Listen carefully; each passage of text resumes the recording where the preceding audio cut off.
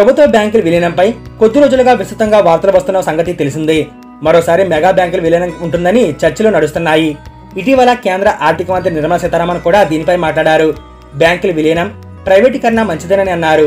అంతర్జాతీయంగా బ్యాంకులుగా ఎదగాలంటే పెద్ద బ్యాంకులు ఉండాల్సిన అవసరం ఉందన్నారు. ఈ క్రమంలో ప్రస్తుతం ఉన్న బ్యాంకులతోనే ఇది సాధ్యం కాదని చెప్పారు. దీంతో మరోసారి విలీనం జరగ తప్పదని, అప్పుడే పెద్ద బ్యాంకులుగా ఏర్పడే అవకాశం ఉందని చెప్పకనే చెప్పారు.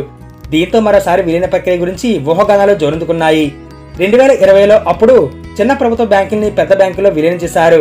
ఇప్పుడు మలివిడత విలీన ప్రక్రియను కేంద్రం సిద్ధమైనట్టు తెలుస్తుంది.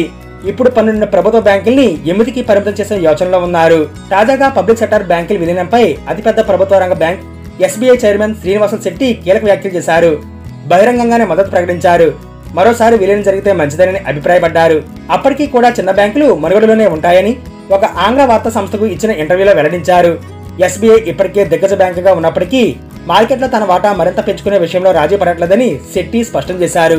ప్రస్తుతం బ్యాంక్ మొత్తం ఆస్తుల విలువ 69 లక్షల కోట్లుగా ఉండగా తర్వాత స్థానంలో HDFC బ్యాంక్ 40 లక్షల కోట్లతో ఉంది. అమెరికా టారిఫ్స్ నేపథ్యంలో భారతీయ ఎగుమతులపై ప్రభావం కనిపించినప్పటికీ SBI మాత్రం తన రుణాల విషయంలో ఎలాంటి కోతలు విధించట్లేదని స్పష్టం చేశారు. బ్యాంకింగ్ వ్యవస్థను బలోపేతం చేయడం సహా అంతర్జాతీయ స్థాయిలో పోటీని తట్టుకునేలా చేయడం కోసం కేంద్రం 2017 నుంచి విలీనాన్ని ప్రారంభించింది. ఈ క్రమంలో ప్రభుత్వ రంగ బ్యాంకుల సంఖ్య గతంలో 27 ఉండగా 12కి తగ్గాయి. 2020లో చూస్తే 10 చిన్న ప్రభుత్వ బ్యాంకులను 4 పెద్ద బ్యాంకులుగా మారాయి. Oriental Bank of Commerce, United Bank of India, Punjab National బ్యాంకులో విలీనమయ్యాయి. సిండికేట్ బ్యాంక్ కెనరా బ్యాంకులో విలీనమైంది. Andhra Bank, Corporation Bank, Union Bank of ఇండియాలో విలీనమైంది. అలహాబాద్ బ్యాంక్ ఇండియన్ బ్యాంకులో విలీనమైంది.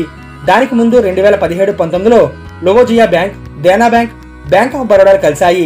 ఇప్పుడు విలీన పరిశ్రమలో ఉన్న బ్యాంకుల విషయానికి వస్తే యూనియన్ బ్యాంక్ ఆఫ్ ఇండియాలో బ్యాంక్ ఆఫ్ ఇండియాను విలీనం చేసేందుకు ప్రతిపాదనలు సిద్ధమవుతున్నాయి.